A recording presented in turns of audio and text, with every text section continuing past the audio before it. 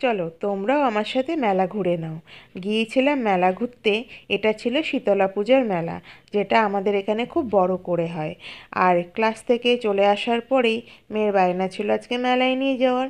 যেহেতু বর ছিল, তাই ও আগে একটুখানি আমাদের এগিয়ে নিয়ে আসতে গেছিলো, একটু তাড়াতাড়িও হয়ে গেছিলো। তাই ড্রেস আর চেঞ্জ করে ওই একই ড্রেস পরেই মেলায় ঘুরতে চলে গেছিলাম। ভাবলাম মেলা ঘুরে এসে তারপরে ড্রেস চেঞ্জ করবো, ফ্রেশ হবো।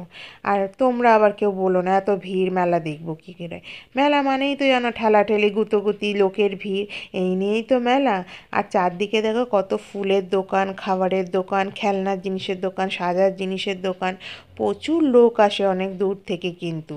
আর এত ভিড় দেখো, এখনও মেলা রয়েছে কিন্তু, তোমরা যদি কেউ চাও চলে আসতে পারো।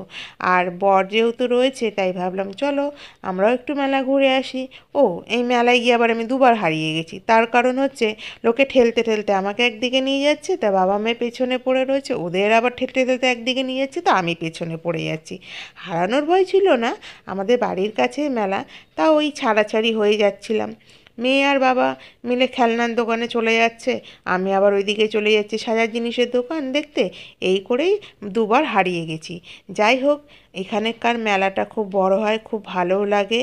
ছোটোখাটোর মধ্যে, কাছাকাছির মধ্যে ছোটোবেলার কথা মনে পড়ে যায়। সবাই জানো মেলা মানে হচ্ছে ছোটোদের না বড়োদেরও একটা আনন্দ।